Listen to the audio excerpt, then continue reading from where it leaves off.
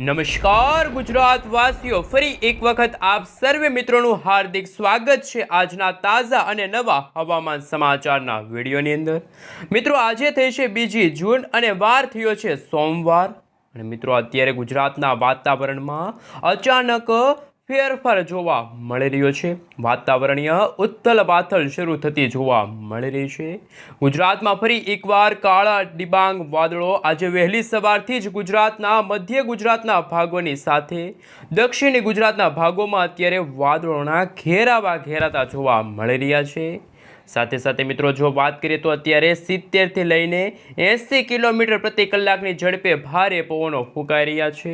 ખાસ મિત્રો, અત્યારે તમે જોઈ શકો છો એ રીતે સમગ્ર ગુજરાત રાજ્યમાં વાતાવરણમાં ફરી એકવાર પલટો આવ્યો। ત્યારે મિત્રો, હવામાન વિભાગ સાથે હવામાન નિષ્ણાંત અંબાલાલ પટેલ સાથે પરેશભાઈ ગોસ્વામીએ પોતાની આગાહીઓ વ્યક્ત કરી।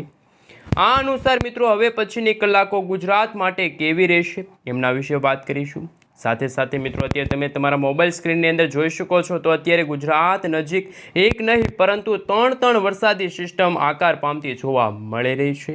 પહેલી સિસ્ટમ રાજસ્થાનના ભાગો સુધી લો પ્રેશરની વરસાદી સિસ્ટમ સુધી આ વરસાદી સિસ્ટમ કન્વર્ટ થઈ છે। બીજી વરસાદી સિસ્ટમ ભારતના અરબ સાગરના દરિયાઈ કાંઠાના વિસ્તારોમાં અત્યારે તાહીમામ દર્શાવતી જોવા મળી રહી છે। અને મિત્રો, ત્રીજી સિસ્ટમ ભારતના ખાસ મિત્રો આ ભાગોમાં બંગાળની ખાડીના આ ભાગોની અંદર અત્યારે આકાર પામતી જોવા મળી રહી છે। ત્યારે મિત્રો, ગુજરાતના જાણીતા એવા હવામાન નિષ્ણાંત એવા અંબાલાલ પટેલ સાથે પરેશભાઈ ગોસ્વામીએ વર્ષ 2025ના ચોમાસાને લઈને શું નવી આગાહી વ્યક્ત કરી છે। ખાસ કે મિત્રો, વાવણી લાયક વરસાદને લઈને શું નવી આગાહી સામે આવી છે।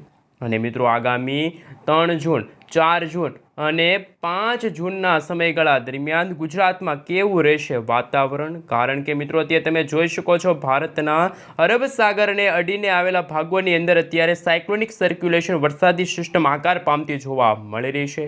હવે ગણતરીની કલાકોમાં આ વરસાદી સિસ્ટમ જો મિત્રો પોતાના પરિબળો અનુકૂળ જો લો પ્રેશરની અંદર કન્વર્ટ થશે તો ગુજરાતમાં ચોમાસાના આગમનને લઈને શું નવી આગાહી વ્યક્ત કરવામાં આવી છે। ગુજરાતમાં 15 જૂન આસપાસ સૌથી પહેલાં વરસાદ તો આપણા ગુજરાતના દક્ષિણ ગુજરાતના ભાગોમાં દરિયાઈ કાંઠાના ભાગોમાં વીજળીના ચમકારા મેઘગર્જના સાથે શરૂ થશે ધોધમાર વરસાદ। અત્યારે તો મિત્રો, ગુજરાતમાં કોઈ ગાજવીજ સાથે વરસાદની આગાહી નથી રહેલી, પરંતુ ગુજરાતમાં અત્યારે ભારે પવનો ફૂંકાઈ રહ્યા છે। હવે મિત્રો, સેટેલાઇટ પિક્ચરના માધ્યમથી જાણીશું કે આગામી કલાકોમાં ગુજરાતનું વાતાવરણ કેવું જોવા મળશે। હાલ મિત્રો, તમે જોઈ શકો છો હવે પછીની કલાકોમાં અમદાવાદ લાગુના વિસ્તારમાં વાદળોના ઝુંડ ઘેરાતા જોવા મળી રહ્યા છે। આગામી કલાકોમાં અમદાવાદમાં મિત્રો કહી શકાય કે 3થી લઈને 5 ઇંચ સુધી વરસાદ વરસવાને લઈને હવામાન વિભાગે કરી છે આગાહી।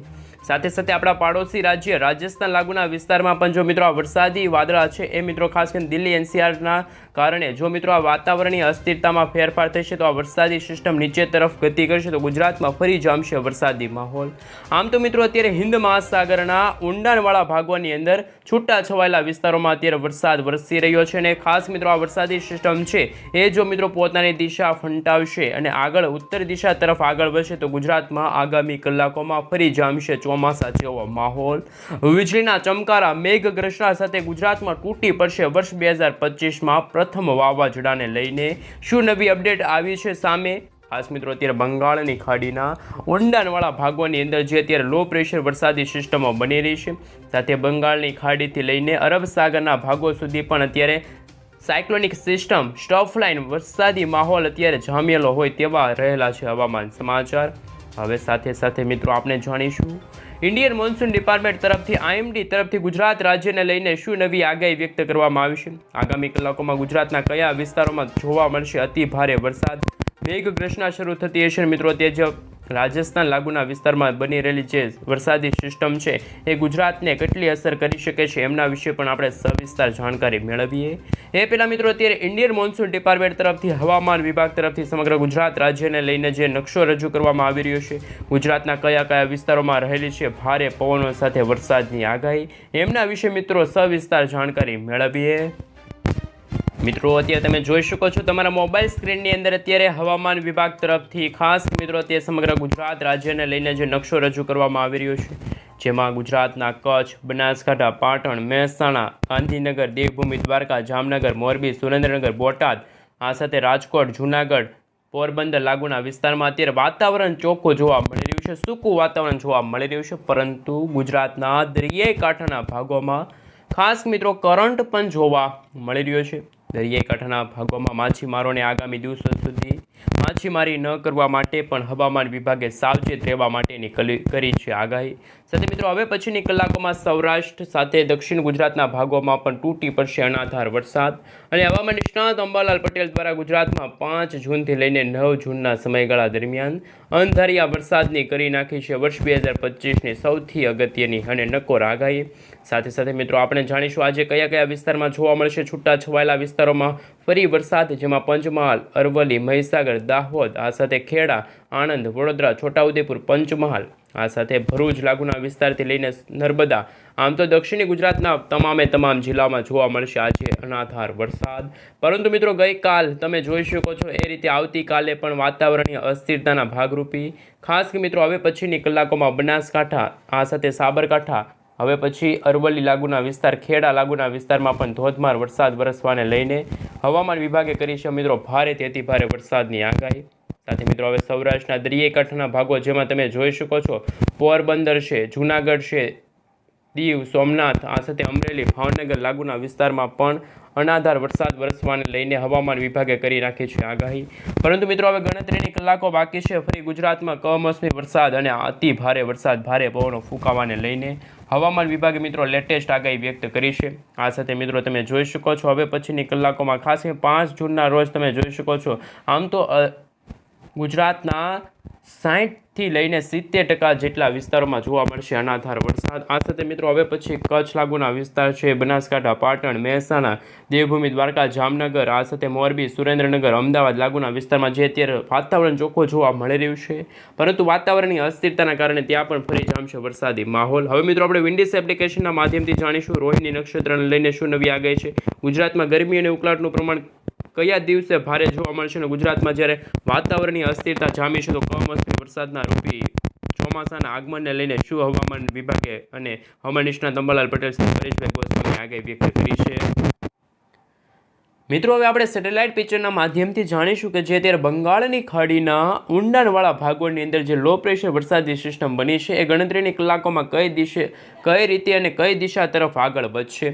હાલ મિત્રો તમે જોઈ શકો છો તમારા મોબાઈલ સ્ક્રીનની અંદર હવે પછીની કલાકોમાં મિત્રો અત્યારે જોઈ શકો છો અરબ સાગરના ઊંડાણવાળા ભાગથી લઈને બંગાળની ખાડીના વિસ્તારો સુધી અત્યારે હાલ વરસાદી સિસ્ટમ છે આકાર પામતી જોવા મળી રહી છે. છૂટા છવાયેલા વિસ્તારોમાં ફરી એકવાર વરસાદની આગાહી. પરંતુ મિત્રો આ બંને વરસાદી સિસ્ટમો એકસાથે ભેગી થશે તો એક ભારે ચક્રવાતની અંદર આ વરસાદી સિસ્ટમ ભારતના દક્ષિણી ભારતના વિસ્તારો સુધી અહીંયા પહોંચી જશે અને ગણતરીની કલાકોમાં અને આવનારા દિવસોની અંદર મિત્રો તમે જોઈ શકો છો અત્યારે હાલ નકશો રજૂ થઈ રહ્યો છે.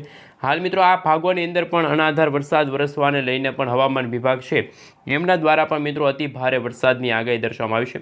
હાલ મિત્રો તમે જોઈ શકો છો હિન્દ મહાસાગરમાં દિવસે ને દિવસે જે વાતાવરણીય અસ્થિરતા અને ભેજના પ્રમાણના કારણે હવે પછી નૈઋત્યનું ચોમાસું અને વરસાદ વરસવાને લઈને ગુજરાતમાં ભારેથી અતિ ભારે વરસાદની આગાહી છે. ખાસ મિત્રો તમે 5 તારીખના રોજ તમે જોઈ શકો છો કે ગુજરાતના દરિયાઈ કાંઠાના વિસ્તારોમાં જેમાં પણ સૌરાષ્ટ્ર સાથે મિત્રો કહી શકે કે દક્ષિણી ગુજરાતના દરિયાઈ કાંઠાના ભાગોમાં સુરત લાગુના વિસ્તારમાં અનાધાર વરસાદ વરસવાને લઈને વીજળીના ચમકારા અને મેઘગર્જના શરૂ થવાને લઈને ભારેથી અતિ ભારે વરસાદની રહેલી છે આગાહી.